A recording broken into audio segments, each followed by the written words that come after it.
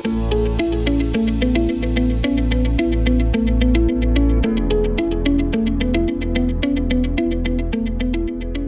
Jess. Hey, Steve. I'm really excited to have this opportunity to talk with you about what I think is an amazingly essential skill, the ability to properly and effectively receive feedback.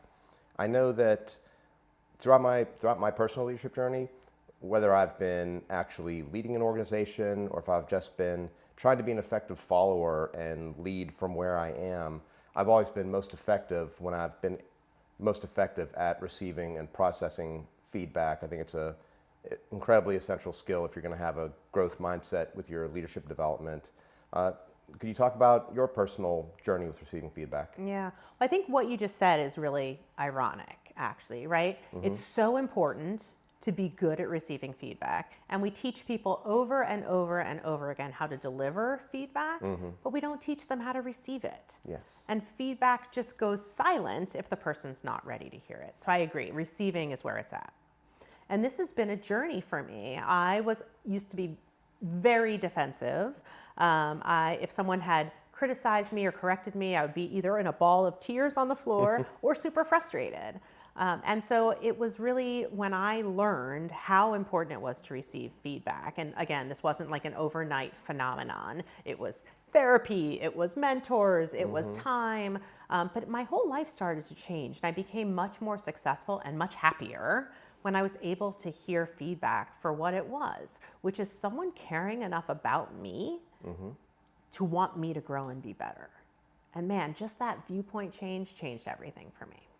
I can relate. I didn't necessarily wind up in a ball on the floor, but then I might have gone and had arguments in my head with the person who gave me the feedback just about how obviously unobservant and incorrect they are. And when I just started viewing it every time as a growth opportunity and a potential area where I could really improve. And again, it was just incredibly valuable.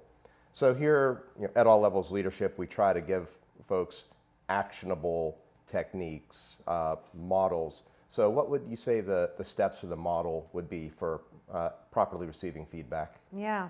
So there's two things that I want to talk about. First is just the whole cycle for receiving feedback, which is first, you got to ask for it, or at least be on the lookout for it. That's the soliciting the feedback part, right?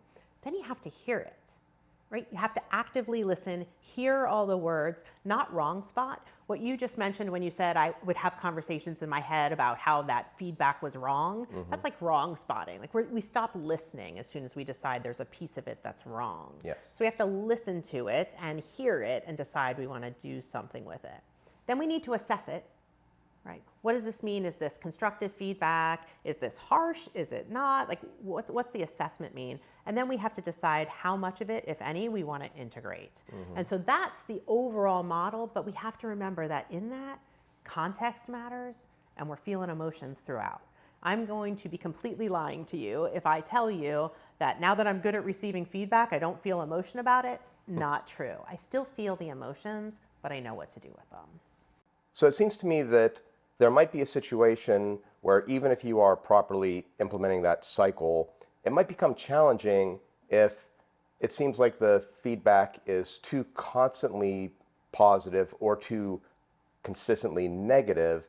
You might start doubting yourself. Am I receiving this? Am I missing the actual message? Or is this, is the person giving me this feedback, a vehicle that I can actually relate to and understand?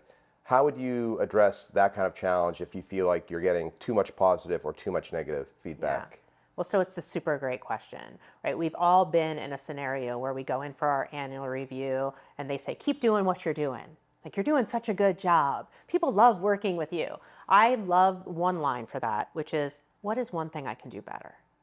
So when all of the feedback is positive, what's one thing I can do better?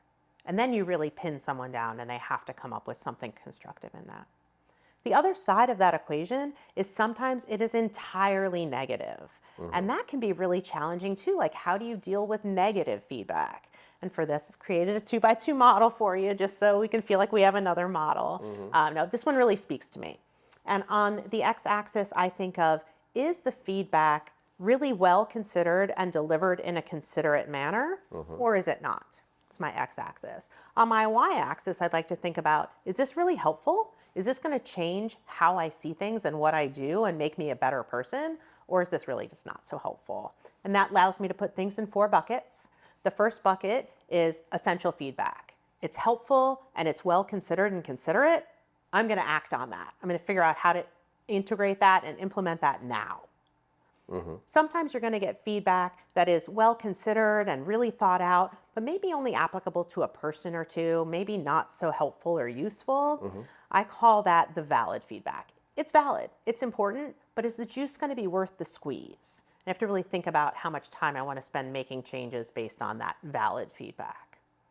Then we get into sort of the harsher part, which is when someone really hasn't been considerate. They're just spewing something that hit them, or they're saying it in a really mean way, and they haven't really thought it out, but there's still helpful parts of it.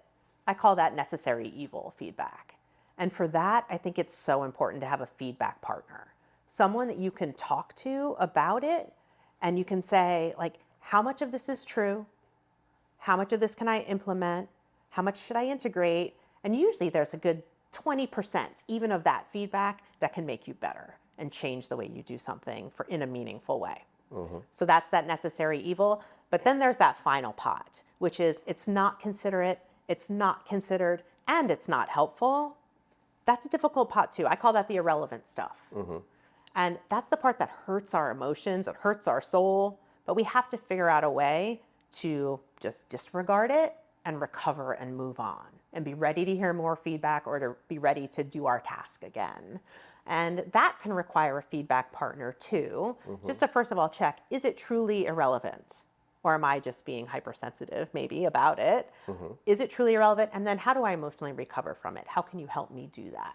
So that's that portion. So that's the 4 sort of pots that I think are really important to label that negative or harshly constructive feedback in. Well, I love the way that you've broken them down and given us those 4 distinct ways to look at it. I think that would be something definitely to internalize and try to apply constantly in your feedback cycle. And I know that you've given lots of successful and very well-received workshops on these. And I'm really excited about the possibility that someone watching this video might reach out to us and ask how we might be able to help their organization, because I suspect that there's very few people out there thinking, no, my organization just couldn't get any better at receiving feedback than we are right now. Let me go on to the next topic. I think that this is something that almost any organization could benefit from. Yeah, I agree. And I also think the importance of having a full workshop about this is so important because it takes practice. It takes applying it to yourself and really working through how you would handle it. And you can't get that from just watching a video or hearing a model. You got to dive in and practice. So yeah, I hope folks will come to the workshop. I'd love to meet folks and teach them all about this. I think it can be really life-changing. Absolutely. Well, this was fun. Thank you. Thanks, Steve.